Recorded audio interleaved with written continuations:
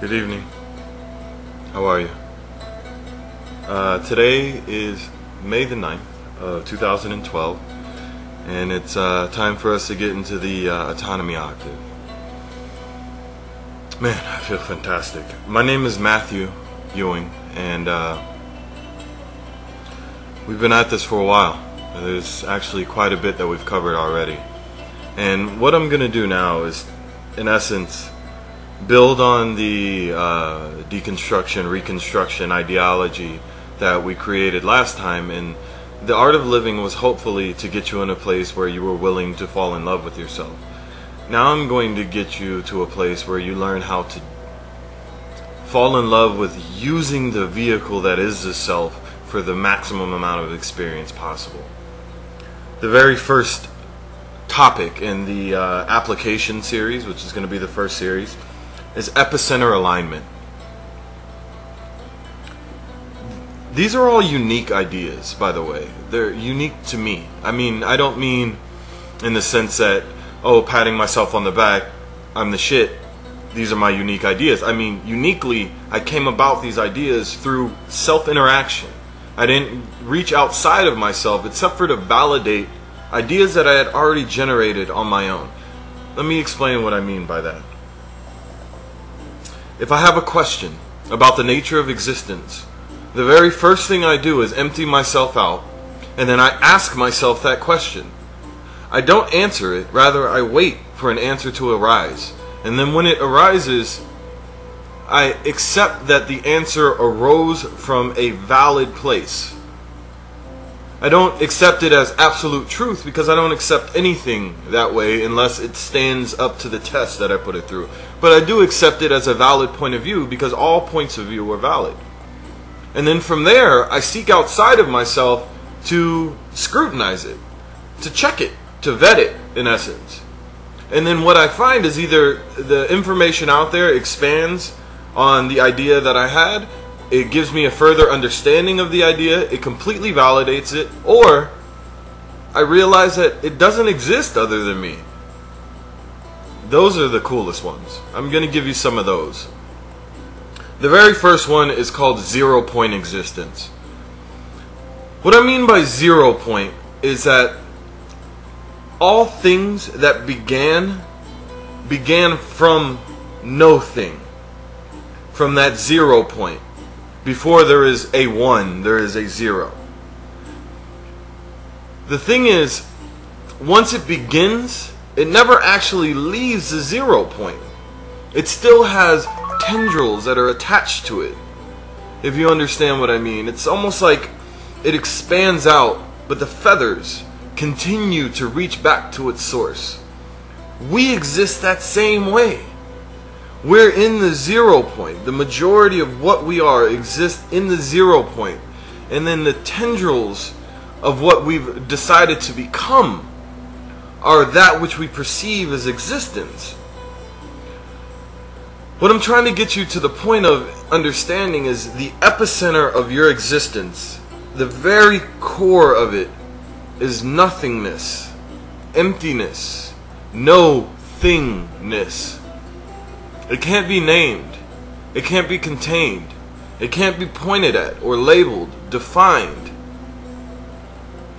The core of what I am is completely outside of the realm of definition because it's outside of the realm of the words that I would be able to use to define it. I couldn't even capture it within my mind or my body or my soul. Rather, my mind and my body and my soul are tendrils of that nothingness. They reach back to it to remind me of the path home. Once you can get to the point of understanding the 0 point nature of your existence, then you've gotten a grounding as to where you truly exist in this equation, and then you can start moving out through the various vessels that you've been given for interaction. And keep in mind, that is what they are. You are not your body. You are not your mind. Nor are you your spirit. That is radical thinking, I know. There's plenty of people out there that will validate, hey, you're not your body. You need to divorce from it in order to accentuate the spirit. There's plenty of scientists that will tell you you are your mind, and actually the body and the spirit are extensions of that. And then there's plenty of, gurus, I guess, sort of the word, who would teach you that you are your spirit, you're your soul. But there's plenty of religions that'll bank on that idea in translating it to you, making you believe it. But the truth is, all of those things exist as tendrils of the reality of who you are, which is nothingness, no thingness. The fact that the spirit is a thing invalidates that it is you. The fact that the mind is a thing, a measurable, weighable thing, actually that is used to weigh and measure other things, invalidates that it's you. So too does it invalidate that your body is you. Now, just because they are not the sole construction of who you are, just because they don't encompass the whole of who you are, does not mean that they're not worthy of your conscious gratitude and appreciation. See, they're your vessels for interaction.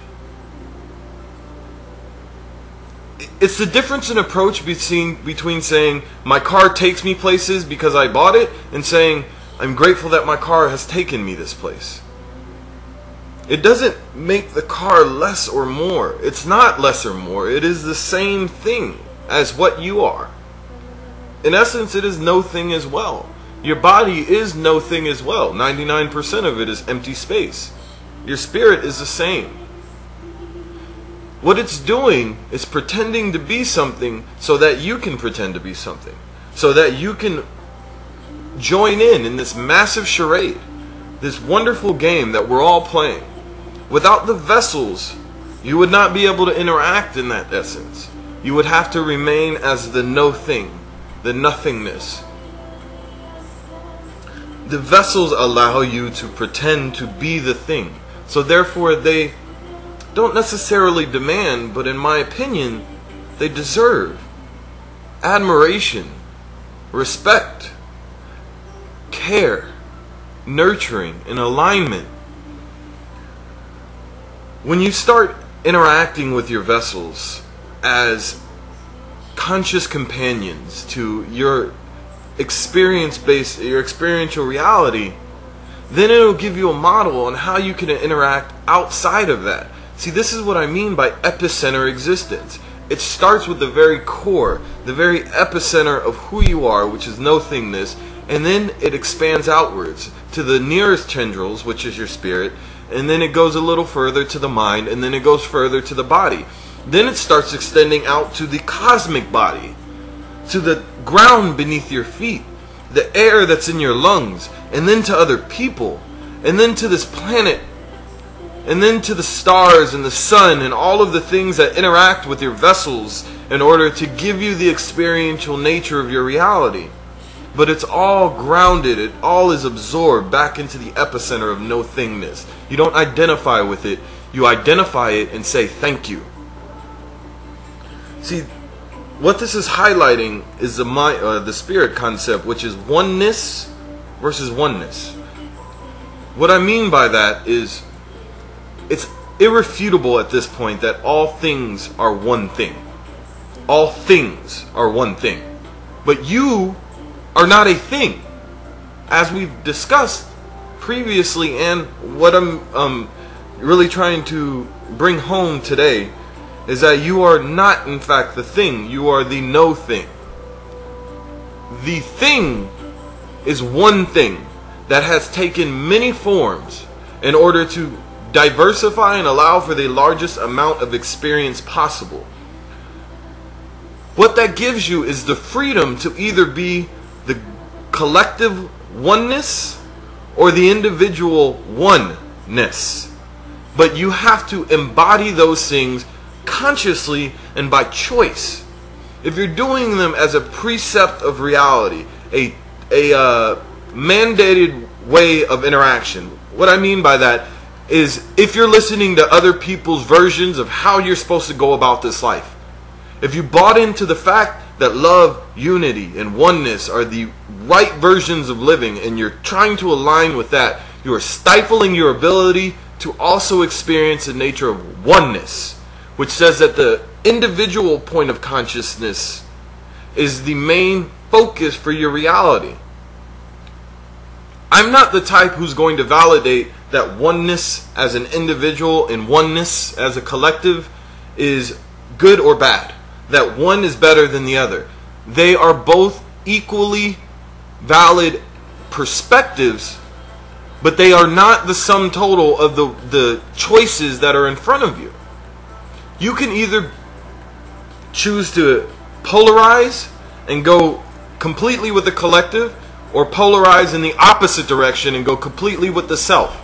But understand that they exist as divergent portions of the same path, and they are both limited. I mean that in the literal sense. The oneness path is limited because they will not validate their own individuality, and therefore they rob themselves of their own experiential epicenter, their own truth-based reality. It's harder to get from there back to the nature of nothingness than it is for somebody who's walking the self path.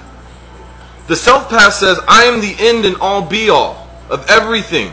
It's self-centeredness. What I'm saying is get rid of that shit and understand that the center of existence resides within yourself, which is nothing.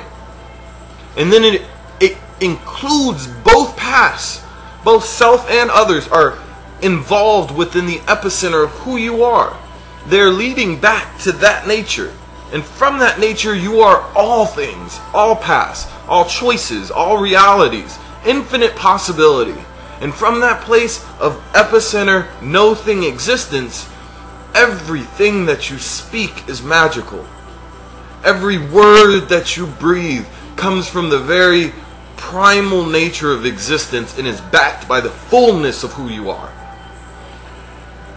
When I reach my own 0 point, when I got to the point of realizing that I exist in the realm where all things began, I saw all things, which includes time, reality, existence. They all laid out for me as an organic light weave. And I looked at them and I scrutinized them and I realized that I was looking at them from my 0 point.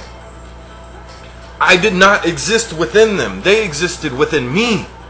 And then I started creating new strands, new versions, outside of the bounds of believing there's a set way of going about things. There's a specific language. Do you guys think I'm speaking English right now? Am I? Think about it. I'm using words that we've encapsulated and labeled as English, but what I'm transmitting is energetic ideas and using a specific language to clothe them. But the ideas are not English. They translate across the board to anyone who's open to energetic communication. See, this is what I mean by vessel interaction. I know that you exist as my vessel. I don't mean that it's all about me. I mean it's all me, and that's what it's about. I'm talking to you because it's time for me to wake up. It's time for me to recognize the truth of my existence and to act accordingly. Fortunately, I don't have an according way to act. I'm not going to tell you to wake up and act this way. I'm going to tell you you should wake up and act the way that you decide to, because ultimately you are the epicenter of your existence. That is why you've incarnated. That is why you've gotten this body on a totality planet.